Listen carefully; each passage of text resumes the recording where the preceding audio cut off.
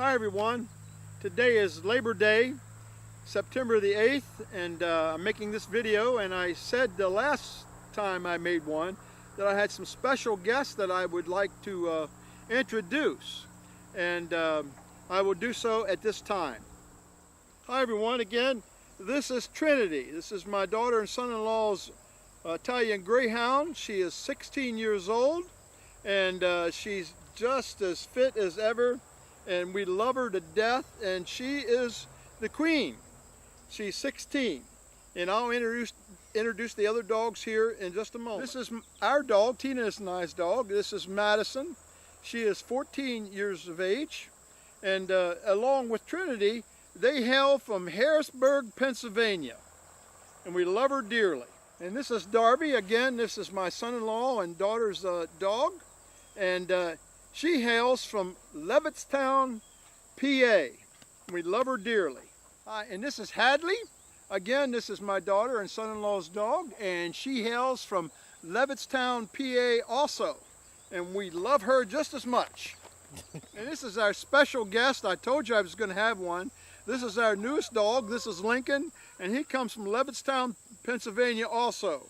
And we just love him so dearly. He is 9 weeks old.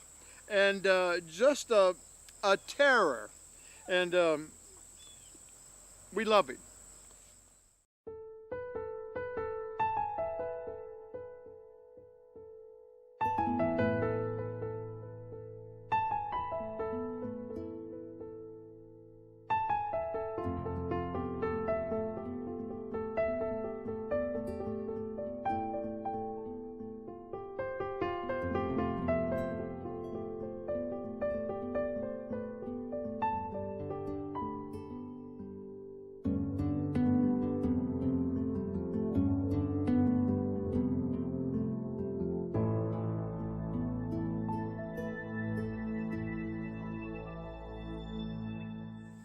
We had two other dogs that are not with us anymore. My dog Memphis, he was 15 years old, and he died in March of this year. And we had Keely, my son-in-law and daughter's dog, passed away a year ago. And this sermon, devotion, is in memory of those two dogs. I want to talk to you today about God. I asked him this question: God, what lessons can you teach me from my dog? My dog Memphis was a great friend and companion for the past 15 years. He died in March, as I've said. And as I reflected on various memories of Memphis, I had the thought, God, what lessons can you teach me from my dog? Here's what I believe God showed me, some true lessons about God and life in general. True friendship. Like my dog, a true friend is always there for you in both the good times and the bad times. My dog is not a fair-weathered friend, someone who is only there when things are good or when they want something from me. And he is always ready to defend me and to protect me when necessary. Now folks, that's a true friend. Love is a commitment. At first I wrote that my dog loves unconditionally, but maybe that's really isn't true. The fact is that there are times when he pouts because I didn't take him outside, or I didn't take him for a ride, or when I discipline him. But I know he loves me. He is committed to me. No matter what my mood is, he is always there for me. I know he would give his life for me and other members of the family, his pack. Dependency can be okay. My dog depends on me to take care of him. He needs me to get his daily food, make sure his water bowl is full, and let him outside in the yard. I also make sure he has the proper veterinarian care and lots of exercise to stay healthy.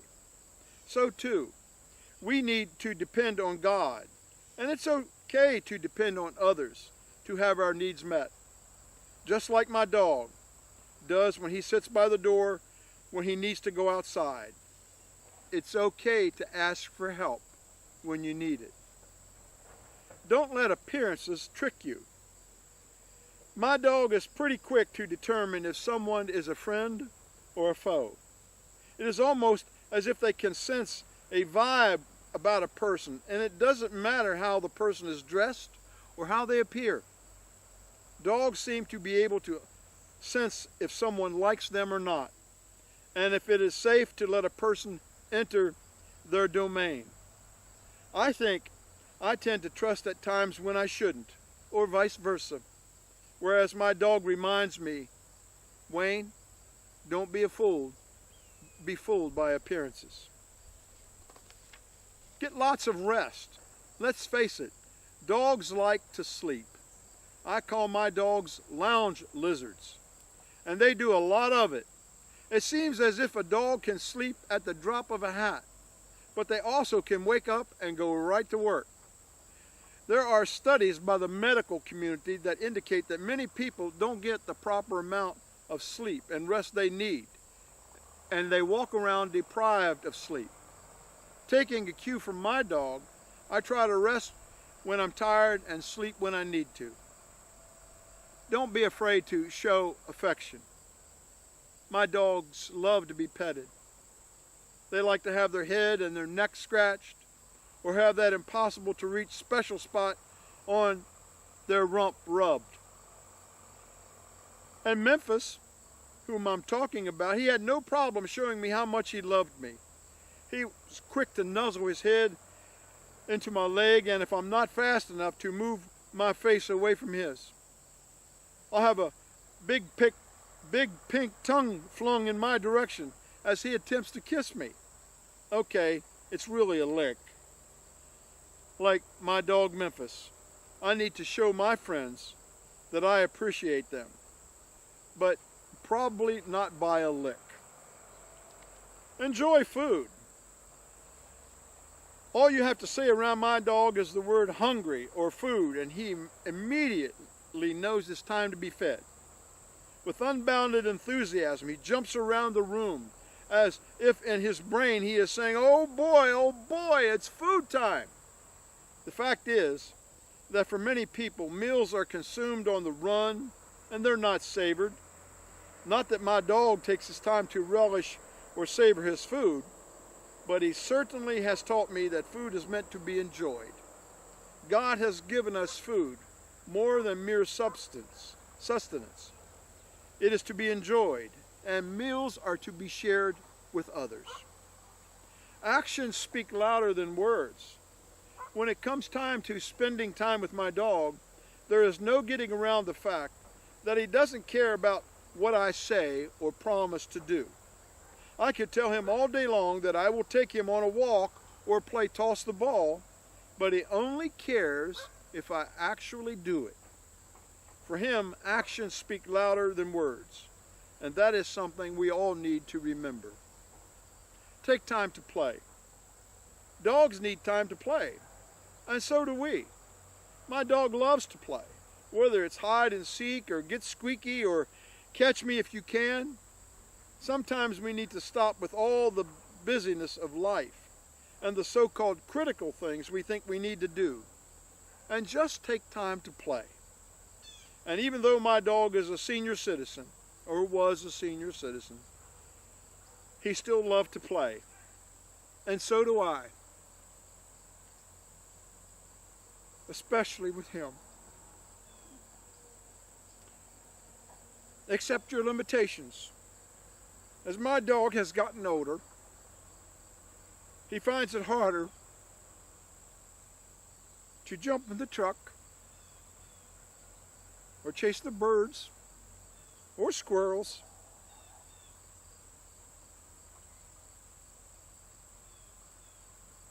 Like he once did. He knows when it's time to sleep and when to quit playtime. He doesn't have any false sense of who he is or what he can and cannot do.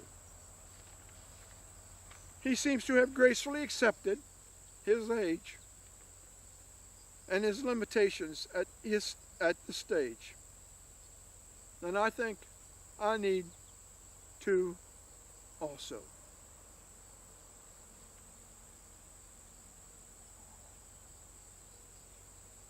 Take away lessons. God can use things from our everyday life to teach us great truths about himself and how to get the most out of life. Oh, thank you, God, for my dog and for today's lesson. I want to share with you a true short story. Being a veterinarian, this man said, I had been called to examine a 10-year-old Irish wolfhound. I examined Belker and found he was dying of cancer. I told the family we couldn't do anything and offered to perform the euthanasia procedure for the old dog in their home. As we made arrangements, the parents told me they thought it would be good for 6-year-old Shane to observe. The next day, Shane seemed calm, petting the old dog for the last time. Within a few minutes, Belker slipped peacefully away. The little boy seemed to accept Belker's transition without any difficulty or confusion. We sat together for a while after Belker's death, wondering aloud about the sad fact that animal lives are shorter than human lives. Shane, who had been listening quietly, piped up. He says, I know why. Startled, we all turned and looked at him. I've never heard a more confronting explanation. He said, people are born so that they can learn how to live a good life, like loving everybody all the time and being nice, right? And the 6-year-old continued, well, dogs already knew how to do that, so they don't have to stay as long. Remember, if a dog was the teacher, you would learn things like, when loved ones come home, always run to greet them. Allow the experience of fresh air and the wind in your face to be pure ecstasy. Take naps, romp, run, and play daily. Thrive on attention and let people touch you. Avoid biting when a simple growl will do. Whether you're happy, dance, and wag your entire body, delight in the simple joy of a long walk. Be loyal. Never pretend to be something you're not. And when someone is having a bad day, be silent. Sit close by and nuzzle them gently. God bless you all. Until next time, bye.